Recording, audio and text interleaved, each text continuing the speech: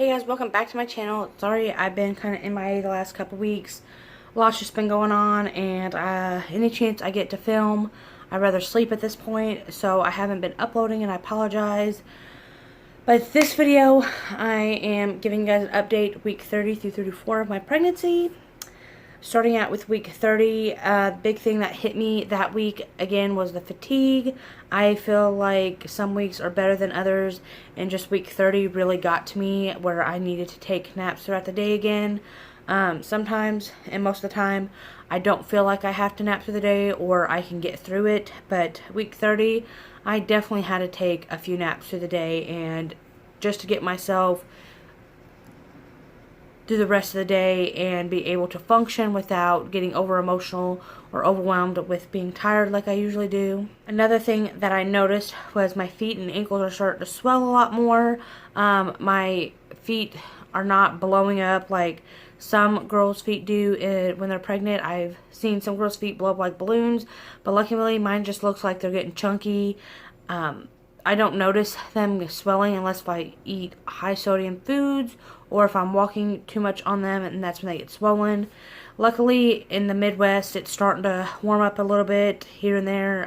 Some days it's 80 degrees, some days it's snowing, so it just depends on the weather. That the only shoes I can wear is sandals and flip-flops because of my feet swelling.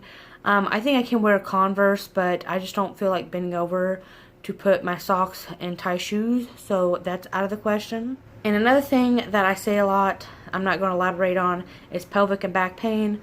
All I'm going to say about that is now it's getting to a point where it's hard to get out of bed, it's hard to stand up, it's hard to walk in general, so I've been using motor carts a lot. I go to the store, I've been wearing a pad at night because it's hard to get out of bed, so when I have to pee really bad, I wait till the last second because I don't want to get up because it's so hard and I'm so tired. So I've been wearing a pad, so just in case if I accidentally pee myself a little bit, I don't have to scrounge around in the dark to find something else to wear. Week 31, I also had that pelvic and back pain, and around this time is when it was starting to get a lot harder to walk, and I started getting restless legs through the day. I've gotten that before I was pregnant, but it's gotten worse while being pregnant because the pressure on my legs and my hip area and me getting tired throughout the day more, I think has a lot to do with it, because that's when I get it, is when I'm really tired at nighttime, and it sucks because I have to move my legs or my legs just jerk themselves. That's how bad it gets. Week 32 is when it started getting really uncomfortable to lay in bed. At this point, I've been waking up every like 20-30 minutes to roll over, or every 20 minutes in general, just to wake up. I can't seem to get comfortable.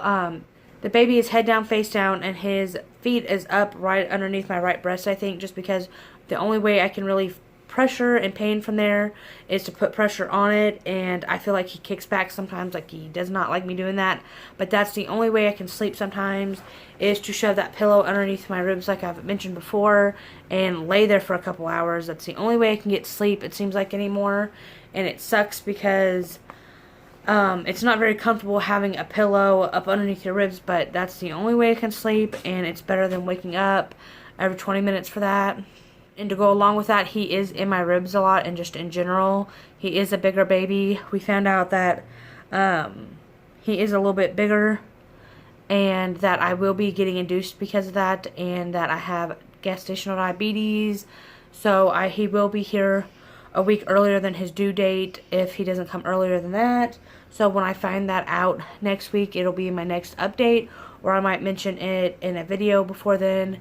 Just depends what I do and what I upload. Again, in week 32 and even almost week 36, my feet are still swelling, which I find is extremely normal, definitely at the end of the pregnancy. And obviously, if you can tell now, week 32 is when it started getting harder to breathe for me, just in general, sitting there, getting up, walking into the bedroom and back.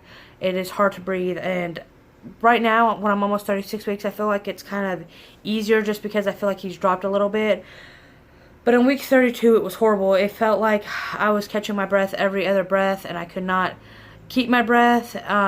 Every little thing got me out of breath, so that really sucked. 33, I went to the doctors. I go to the doctors twice a week now. I do see 2 OBs. I do see my regular OB and I do see a high-risk OB just because I do have diabetes and they just check the fluids and my sugars every week. But I found out that I gained 9 pounds from my last week. Before that, I was a constant 289 my whole pregnancy, towards the end of it at least.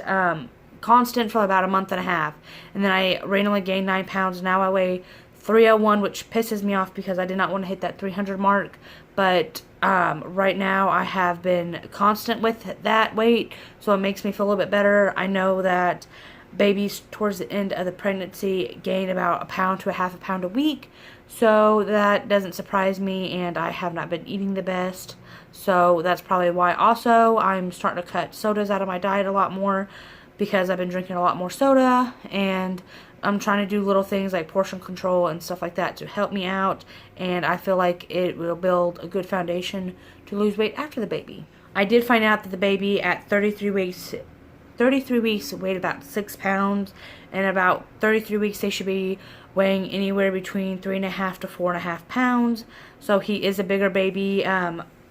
So that's, I think, a reason why they're also inducing me. They say it's normal for women who has diabetes during pregnancy to get induced. So I feel like it's a little bit of both. Again, in week 33, I still have swollen feet and ankles. I feel like that's going to happen up until the point I give birth and maybe a little bit afterwards. In week 33, the restless legs still continued. Right now, I'm almost 36 weeks and it has not been bothering me, but fatigue has not been bothering me this week so far. The only reason I feel extremely tired or I feel like I need to take a nap is that I have not been sleeping at night, which is normal too, and I've been waking up every 20 minutes just to wake up for fun, I guess. So, I guess it's preparing myself for when the baby comes. I don't know, but I just have not been getting a lot of sleep in general lately. Week 34, still the restless legs were bothering me. Still, I can't get comfortable, but I feel like that's just going to stay like that until I give birth.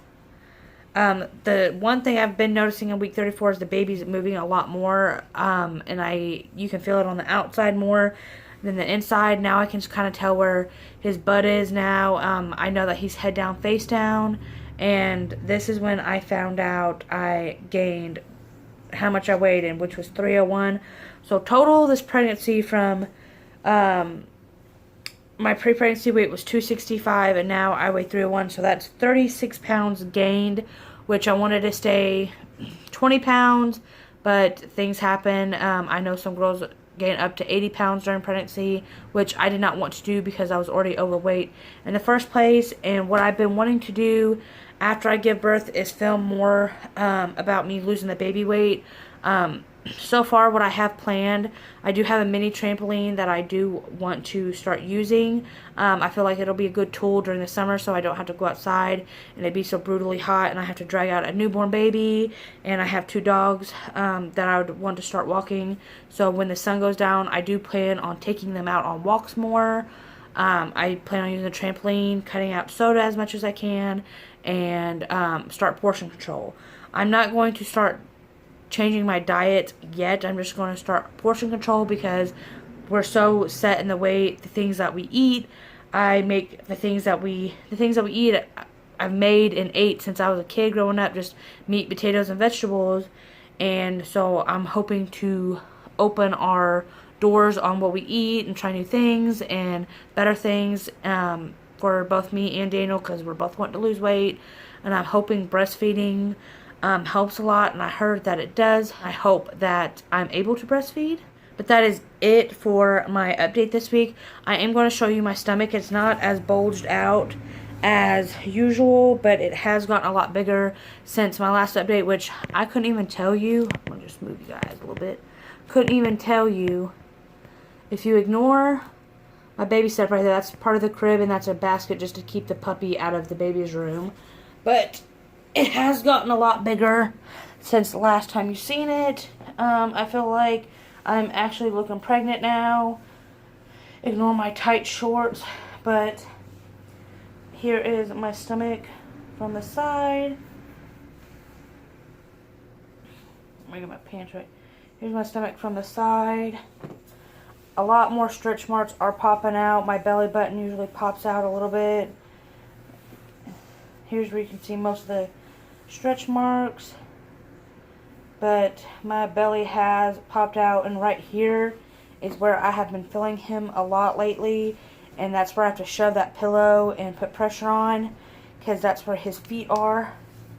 But right now I am 35 weeks and 5 days, I think. So he is getting big, and I am getting pretty miserable. So I'm glad that I am getting induced early. Like I said, I have an appointment. I think today's Friday. I have an appointment Tuesday or Wednesday, and that's when they'll be doing my first cervical exam, and that's when I'll find out when I'm going to be induced. And I'll definitely be sharing that with you guys next pregnancy update, or I might mention it in a video or Instagram. So if you're not following me on Instagram, go ahead and do that. That's where I try to post most of my updates. I really don't do anything on Twitter. Been meaning to, but I just don't find Twitter as interesting as I do Instagram and Facebook. But I don't have a Facebook for my YouTube channel. But just follow me on Instagram for more updates. That's where I post more of like my belly pictures and pictures in general, and my new videos. So if you haven't followed me yet, go ahead. This is it for the end of the video. I hope you like it, and baby boy will be here very soon. It feels like time's flying, so I think the next update is going to be my last update. So it'll be week 35 through 35, 6, 7, 8, 9. So yeah, it'll probably be my last update, and then he'll be here. So time's flying. It's getting down to the countdown. I'm nervous, so if you have any tips, please let me know down in the comments, and let me know if you're pregnant or where you're at in your pregnancy journey. And I'll see you guys in my next video. Bye.